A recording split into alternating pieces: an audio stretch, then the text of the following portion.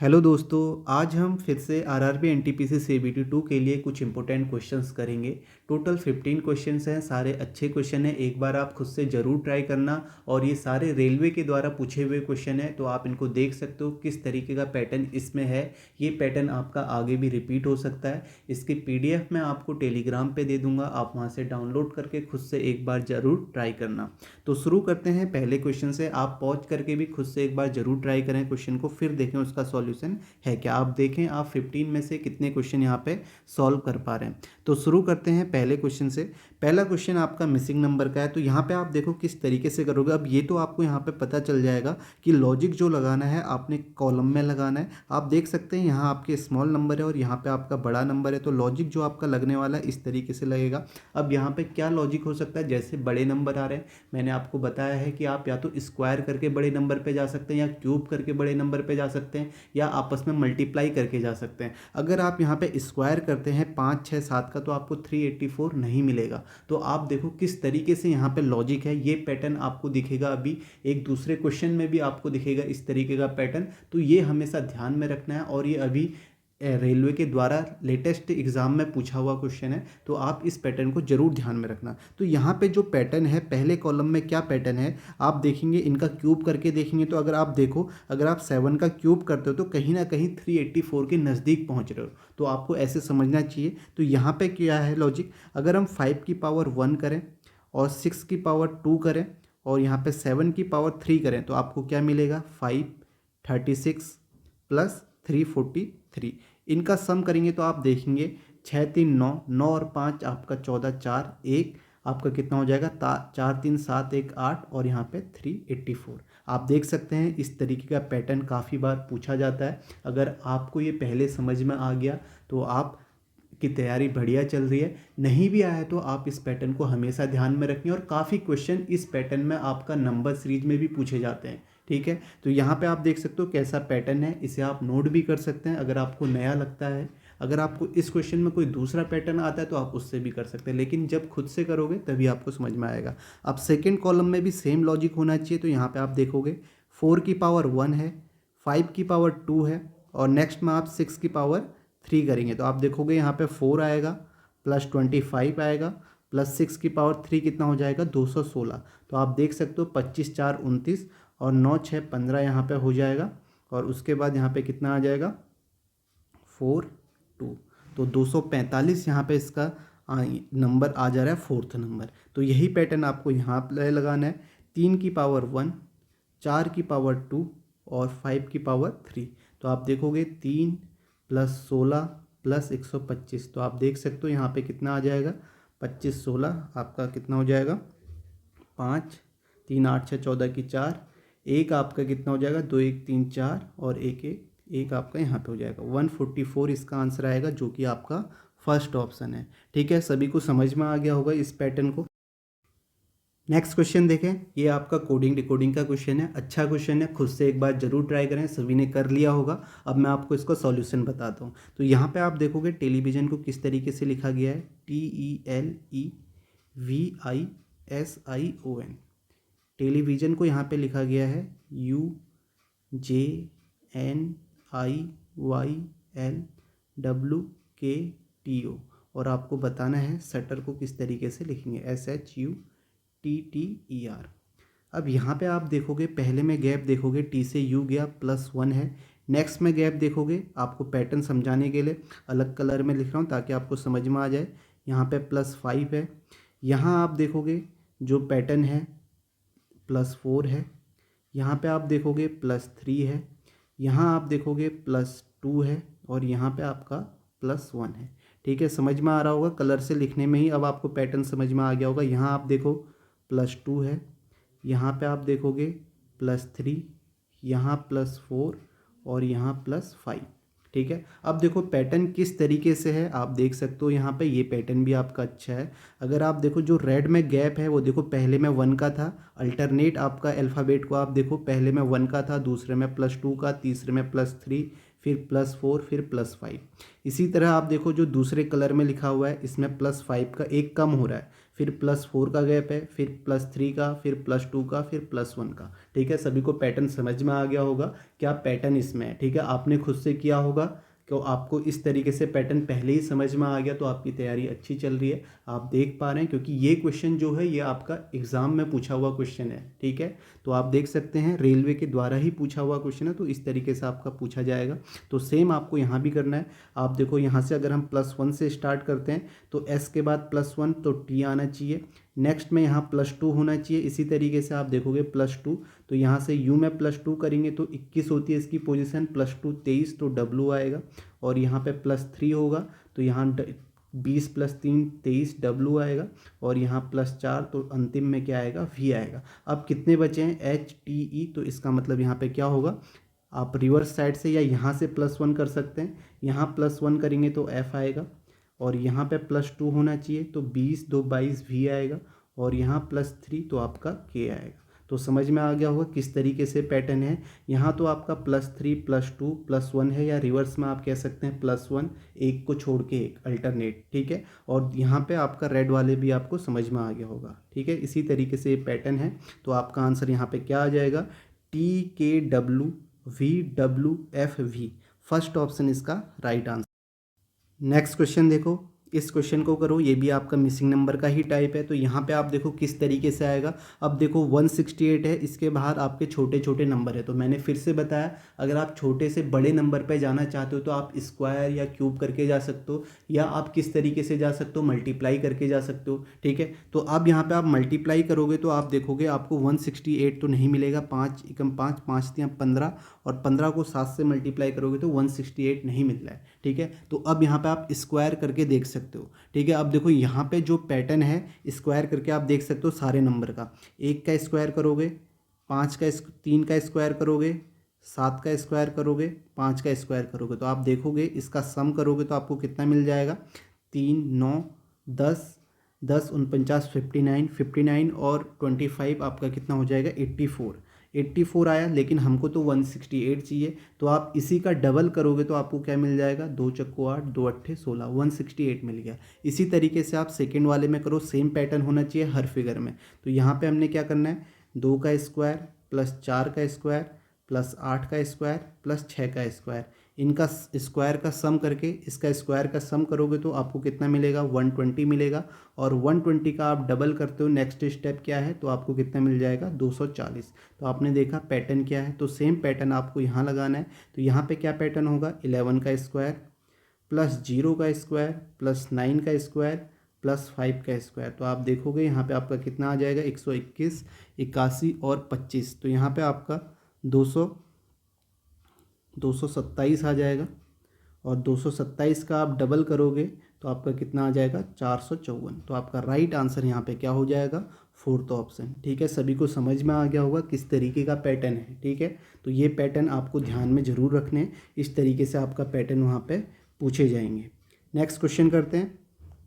Next देखो number series का question है, इसे आप खुद से ज़रूर करें। अब यहाँ पर भी आप देखो नंबर जो हैं एकदम से बढ़ते हुए आ रहे हैं, तो बढ़ते हुए नंबर आ रहे हैं तो कहीं ना कहीं आपको ये सोचना चाहिए कि इसमें क्या हो सकता है, या तो मल्टीप्लाई हो सकता है या आपका स्क्वायर हो सकता है। अब आपको ये भी देखना है कि नंबर जो आपके यहाँ पे दिए गए हैं ये कहीं स्क्वायर के आसपास तो नहीं है। ठीक है, अगर स्क्वायर क्यूब के आसपास सीधे नंबर होंगे, यानी कि स्क्वायर क्यूब से +1 हो सकता है, -1 हो सकता है, -2 भी हो सकता है, +2 भी हो सकता है, इस तरीके से आसपास नंबर हो सकते हैं। ठीक है, या ऐसा नहीं होता है तो आप गैप देख के भी देख सकते हैं, गैप देख के भी आपको पैटर्न समझ में आएगा। अगर आप यहाँ पे देखते हैं स्क्वायर क्यूब आपको याद होनी चाहिए। आप अगर देखेंगे यहाँ पे 47 जो है ये आपका क्या है, 7 का स्क्वायर -2 है।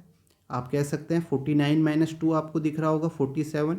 नेक्स्ट जो है ये स्क्वायर किसके नज़दीक है, 14 का स्क्वायर। अगर आप यहाँ पे देखेंगे 14 का स्क्वायर -2 करते हैं तो आपको क्या मिलेगा, 14 का स्क्वायर आपका 196 होता है। 196 में से 2 माइनस करते हैं तो आपको 194 मिलता है। अब ये कैसे चल रहा होगा, आप ये भी कह सकते हैं कि +7 ऐड हो गया है इसमें नेक्स्ट में, और नेक्स्ट में अगर हम यहाँ पे +7 ऐड करते हैं तो यहाँ पे 21 होना चाहिए, और 21 का स्क्वायर -2 होना चाहिए। तो 21 का स्क्वायर -2 कितना हो जाएगा, 441। 441 में से आप 2 माइनस करते हैं तो आपको 439 मिलता है, जो कि आपका ऑप्शन 4 तो हो जाएगा। आप इसे आगे भी चेक कर सकते हैं, 782 तो 21 के बाद 7 यहाँ पे जोड़ेंगे तो आपका कितना आएगा, 28 आएगा। और 28 का स्क्वायर आपको याद होना चाहिए, ठीक है, याद होगा तभी आपको ये समझ में आएगा कि ये नंबर इसके नज़दीक है। तो 28 का स्क्वायर माइनस 2, 28 का स्क्वायर कितना होता है, 784 होता है। 784 माइनस 2 करेंगे तो आपको 782 मिल गया। अब आप चाहें आगे चेक भी कर सकते हैं, लेकिन आपको चेक करने की ज़रूरत नहीं है, क्योंकि आप देख सकते हो पैटर्न आपका किस तरीके से यहाँ पे गया हुआ है, और आप देख भी रहे हो यहाँ पे कि सब में आपका आंसर भी आ गया और ऑप्शन में आंसर भी है 439। आप आगे चेक करेंगे तो 28 के बाद 35 का स्क्वायर होगा। 35 का स्क्वायर की शॉर्टकट आपको आने चाहिए, जिसके लास्ट में 5 होता है। तो 25 यहाँ पे लिखते हैं और 3 से एक ज़्यादा 4 से मल्टीप्लाई करते हैं, 3 को 4 से, 4 3 12, 1225 होता है। 2 माइनस करेंगे तो आपका कितना आ जाएगा, 1223 आ जाएगा। तो यहाँ पे इसका आंसर क्या हो जाएगा, 439। आप आगे भी चेक कर सकते हैं, 1762 किसका हो जाएगा, 1762, 35 7 42 का स्क्वायर, 42 का स्क्वायर माइनस 2 होगा। 42 का स्क्वायर कितना होता है आपका, 1764 होगा, और उसमें से 2 माइनस करोगे तो आपको कितना मिल जाएगा, 1762 मिल जाएगा। पैटर्न आपको यहाँ पे समझ में आ गया होगा। नेक्स्ट क्वेश्चन करते हैं। नेक्स्ट क्वेश्चन आपका अल्फ़ा न्यूमेरिक सीरीज आप बोल सकते हो। तो यहाँ पे आप देखो अल्फ़ाबेट किस तरीके से बढ़ रहे हैं, आप देख सकते हो। जेड से एक्स गया तो आपका कितना हुआ, जेड 26 होता है, एक्स आपका 24, तो -2, यहाँ -2, यहाँ पे -2 है, यहाँ -2 है। तो अब यहाँ पे क्या आ जाएगा, आर से -2, तो यानी कि आपका पी आना चाहिए। उसके बाद आप देखेंगे, आप 63 31 15 7 3 कैसे गया, आप देखें कि ये किस तरीके से आगे बढ़ा हुआ है, ठीक है। सोचें यहाँ पे क्या लॉजिक होगा, किस तरीके से 63 के बाद 21 31 15 7 3 है, ठीक है। अगर आपको यहाँ पे ये समझ में नहीं आता तो आप ये ना सोचें, क्वेश्चन छोड़ दें। आप देखें सी से एफ गया +3 है, एफ से आई गया +3 है, आई से एल गया 12 +3, फिर यहाँ पे +3 है ओ।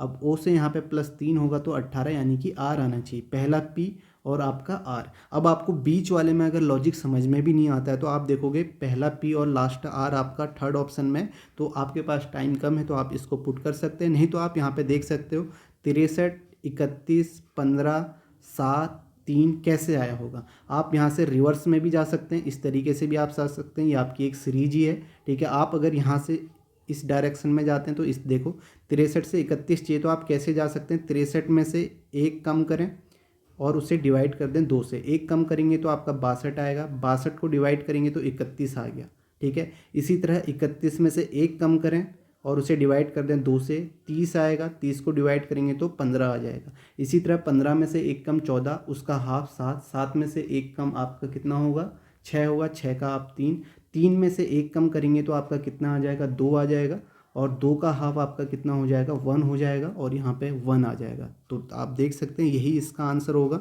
ठीक है। तो आप ये भी देख सकते थे, ये ऑप्शन तो आपने वैसे ही एलिमिनेट कर दिया था, ये 2 ऑप्शन, फिर ये P1S P1R है, तो सीधे सीधा आपको करने की ज़रूरत भी नहीं थी, फिर भी लॉजिक आप देख सकते हैं। आप यहाँ से इस डायरेक्शन में भी आ सकते हैं, आप ये बोल सकते हैं 3 दूनी 6 1 + 7, 7 दूनी 14 1 15, 15 दूनी 30 + 1 31, 31 दूनी 62 + 1 63। इसी तरीके से यहाँ पे 1 होगा तो 1 दूनी 2 + 1 3 होगा, ठीक है, समझ में आ गया। तो ये भी आप देख सकते हैं इस तरीके से। नेक्स्ट क्वेश्चन देखते हैं। नेक्स्ट है आपका ब्लड रिलेशन का क्वेश्चन है। यहाँ पे आप देखें कोडेड ब्लड रिलेशन का क्वेश्चन है, किस तरीके से यहाँ पे आपको ये इक्वेशन दी गई है, ये एक्सप्रेशन दिया हुआ है, आपने ये बताना है जेड कैसे रिलेटेड है जी से, ठीक है। तो अब हम इस एक्सप्रेशन को सॉल्व करते हैं।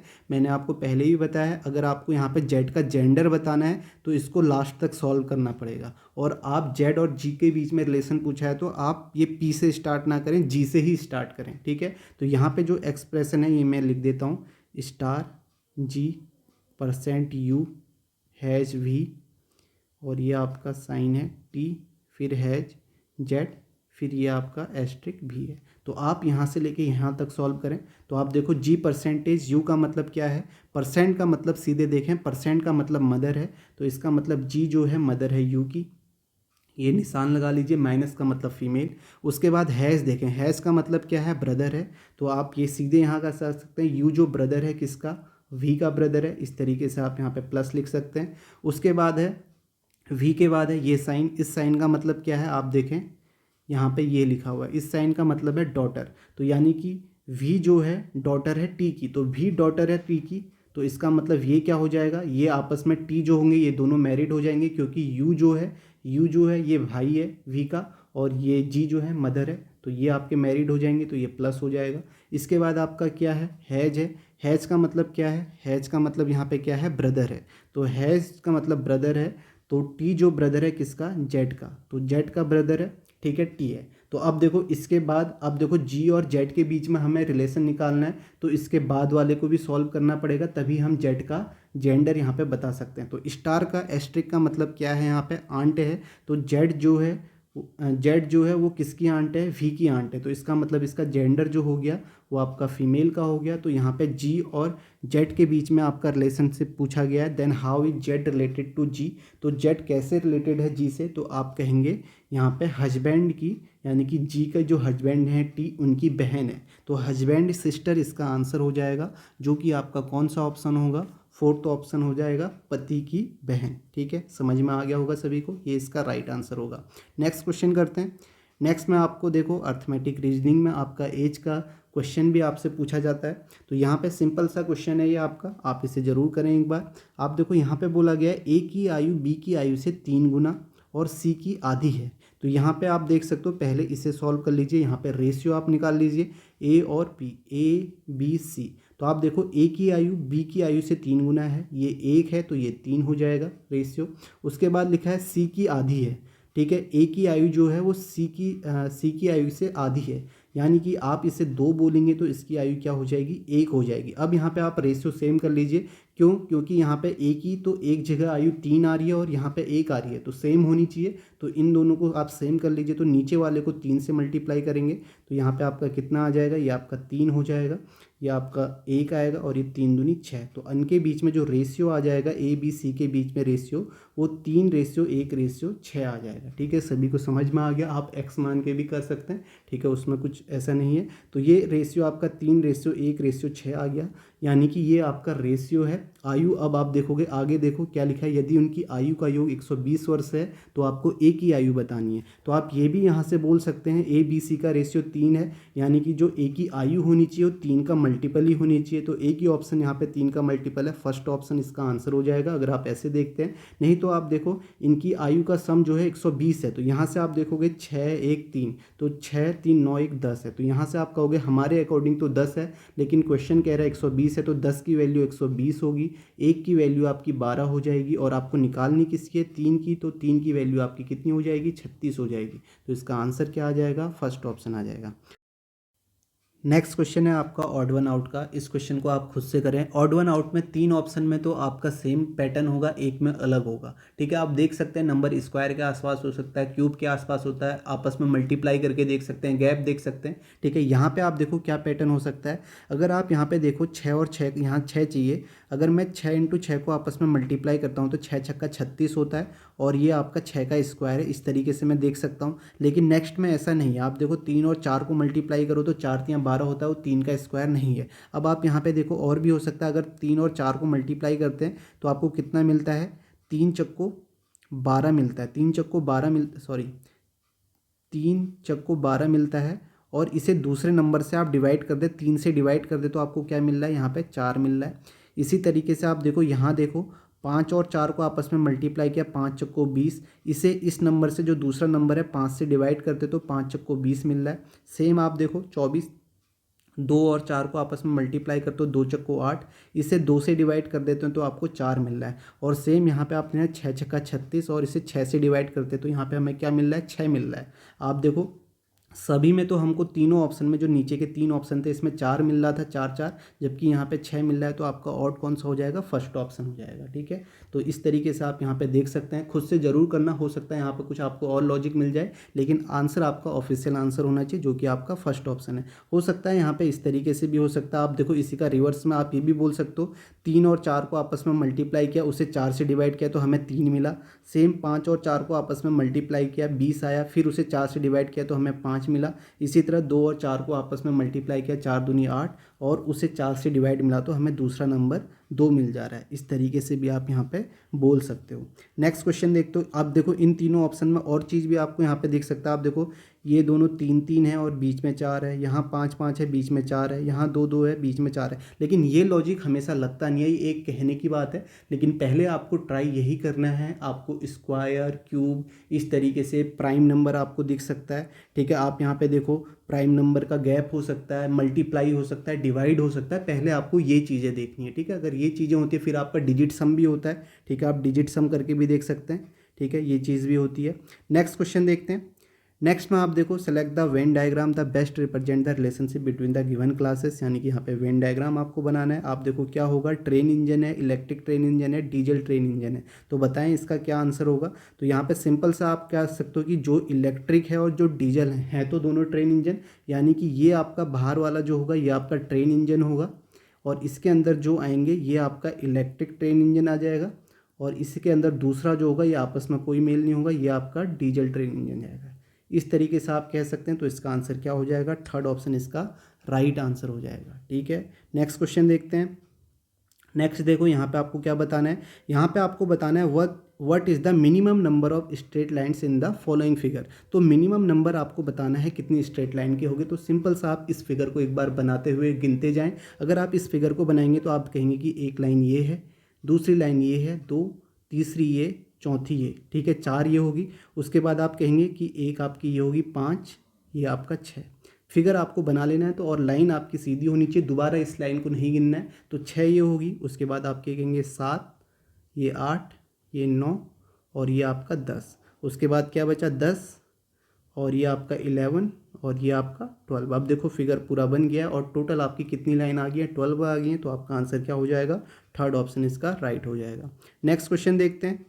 नेक्स्ट क्वेश्चन में आपको बताना है which character is fifth to the right of the 18th character from the right hand. तो आपको बताना है 18 character from the right hand. तो यहाँ से आपको गिनना है, राइट ये हो जाएगा आपका, राइट हैंड राइट हो गया, ये लेफ्ट हो गया। तो यहाँ से 18 करेक्टर होने चाहिए, 1 2 3 4, ठीक है। मैं यहाँ पे नंबर डाल देता हूँ ताकि आपको समझ में आ जाए, ठीक है। सिंपल क्वेश्चन है, सिंपल आपको गिनना ही है। 1 2 3 4 5 6 7 8 9 10 11 12 13 14 15 16 17 18। तो 18 जो आ गया आपका, 18वें में आपका सी है। तो ये आपका राइट एंड से 18 है, और यहाँ से फिर हमने फिफ्थ राइट बताना है। तो यहाँ से फिर राइट जाना है, तो राइट आपका यहाँ को हो जाएगा, ठीक है। तो यहाँ आप देखोगे यहाँ फिफ्थ राइट है, तो एक आपका ये हो गया 1, फिर दूसरा 9, तीसरा %, चौथा आपका 6 और पांचवा आपका क्या हो जाएगा, टी हो जाएगा। तो इसका राइट आंसर क्या आ जाएगा, थर्ड ऑप्शन टी आ जाएगा, ठीक है। समझ में आ गया, सिंपल क्वेश्चन है, बस आपको डायरेक्शन पता होनी चाहिए। राइट से कहा तो राइट से 18th हम यहाँ आगे, और फिर यहाँ से फिफ्थ बोला है तो यहाँ से हम फिफ्थ राइट में चले जाएंगे, ठीक है। तो इसका आंसर क्या आ जाएगा आपका, थर्ड ऑप्शन आ जाएगा। थर्ड ऑप्शन इसका राइट आंसर होगा टी। नेक्स्ट क्वेश्चन देखते हैं।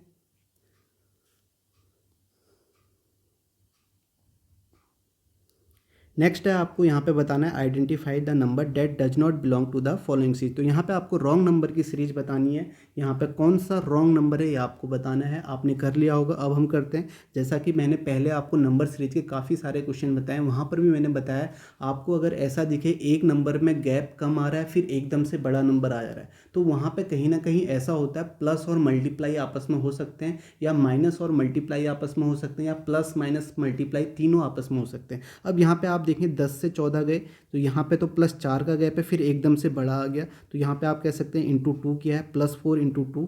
फिर आप देखोगे 28 से 32 फिर +4 है, फिर यहाँ पर 64 बड़ा नंबर आ गया यानी कि ×2 है। फिर आप देखोगे 64 से 68 +4 है, तो यहाँ पे इसका मतलब क्या होना चाहिए था, ×2 होना चाहिए था। और 64 × 2 कितना होता है, 132 नहीं होता है। यहाँ पे कितना आना चाहिए था, 136 आना चाहिए था। तो आपका आंसर क्या हो जाएगा, 132 जो है ये आपका रॉन्ग हो जाएगा। तो ये आपका राइट आंसर हो जाएगा, ठीक है। सभी को समझ में आ गया होगा।